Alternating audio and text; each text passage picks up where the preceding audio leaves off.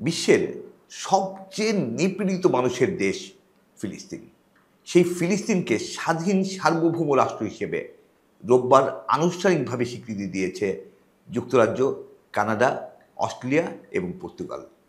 New York সময় অনুযায়ী আজ সোমবার ফ্রান্স সহ কমপক্ষে আরও 6টি দেশ আনুষ্ঠানিকভাবে ফিলিস্তিনকে স্বাধীন রাষ্ট্র হিসেবে স্বীকৃতি দিতে যাচ্ছে।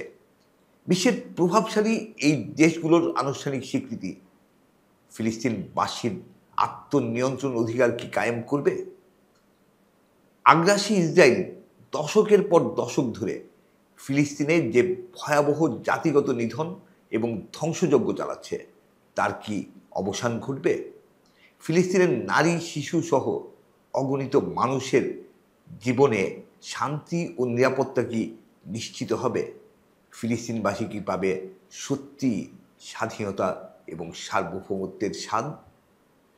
আমরা ভিউজরুম মনে করি, খুব দুঃখজনক হলেও সত্য যে বিশ্বের অত্যন্ত প্রভাবশালী এইসব রাষ্ট্রের আনুষ্ঠানিক স্বীকৃতি ফিলিস্তিনবাসীর দুঃসহ নারকীয় যন্ত্রণার অবসান ঘটাতে পারবে না।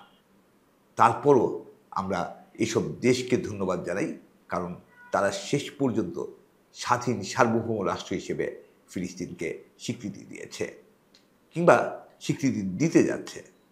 আমরা বিশ্বাস করি এবং পরম করুণাময় আল্লাহর কাছে দোয়া করি যাতে এর ধারাবাহিকতায় একটি পর্যায়ে সত্যিকার অর্থেই স্বাধীনতা এবং সার্বভৌমত্বের স্বাদ ফিলিস্তিনবাসী পেতে পারেন। ফিলিস্তিনবাসীর জীবন যেন শান্তিময় এবং নিরাপদ হয়। ফিলিস্তিনের নিয়ন্ত্রণ যেন পুরোপুরি ফিলিস্তিনবাসীর হাতে আসে। এই মুহূর্তে কেন সম্ভব না? নতুন করে এই 10টি প্রভাবশালী রাষ্ট্রের স্বীকৃতির মধ্য দিয়ে ফিলিস্তিনকে স্বাধীন রাষ্ট্র হিসেবে স্বীকৃতি দেওয়া রাষ্ট্রের সংখ্যা 150 পেরিয়ে যাচ্ছে। তারা সবাই একটা বিষয় চায় যে ফিলিস্তিন এবং ইসরায়েল দ্বিরাষ্ট্র তত্ত্বের ভিত্তিতে পাশাপাশি শান্তিপূর্ণ সহাবস্থান করুক। স্বাধীন রাষ্ট্র হিসেবে উভয় দেশের মানুষ শান্তিতে থাকুক, তারা যাতে পরস্পরের প্রতি কোনো ধরনের আগ্রাসী ভূমিকা না নেয়। তারপরও ফিলিস্তিন কার্যকর অর্থে স্বাধীন রাষ্ট্রের সম্মান বা মর্যাদা কিংবা নিরাপত্তা বা অধিকার কিছুই পাচ্ছে না।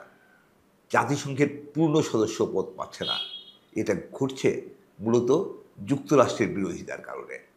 গত বছরের এপ্রিলে ফিলিস্তিনকে জাতিসংঘের পূর্ণ সদস্যপদ দেওয়ার উদ্যোগ ভেস্তে গিয়েছিল যুক্তরাষ্ট্রের ভেটো প্রয়োগ করার কারণে। সেই একই অবস্থানে এখনও দাঁড়িয়ে আছে যুক্তরাষ্ট্র। তারা যতদিন পর্যন্ত ফিলিস্তিন ইস্যুতে ইতিবাচক মনোভাব নিয়ে এগিয়ে না আসবে, ততদিন পর্যন্ত এই সমস্যার সমাধানের সম্ভাবনা সত্যিই খুব ক্ষীণ।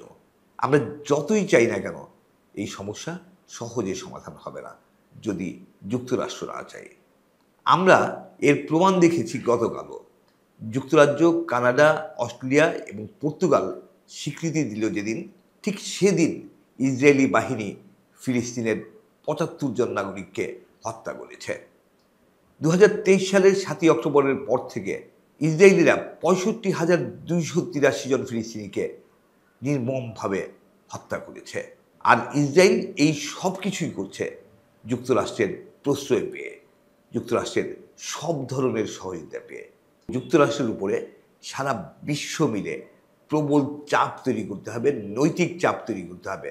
ফিলিস্তিনের যেভাবে নারী, শিশু সহ অগণিত মানুষকে, নিরস্ত্র মানুষকে, সাধারণ মানুষকে নির্মমভাবে হত্যা করা হচ্ছে, সেই মানবতা বিরোধী অপরাধের বিরুদ্ধে যুক্তরাষ্ট্রের সাধারণ মানুষ যখন সোচ্চার হচ্ছেন, তখন ট্রাম্প প্রশাসনও যাতে টনক নড়ে, তারাও যাতে বিশ্ববাসীর আকাঙ্ক্ষার প্রতি সম্মান জানিয়ে শান্তির পথে আসতে বাধ্য হয়, সেই পরিস্থিতি তৈরি করার জন্য আমরা সবার প্রতি আহ্বান জানাচ্ছি।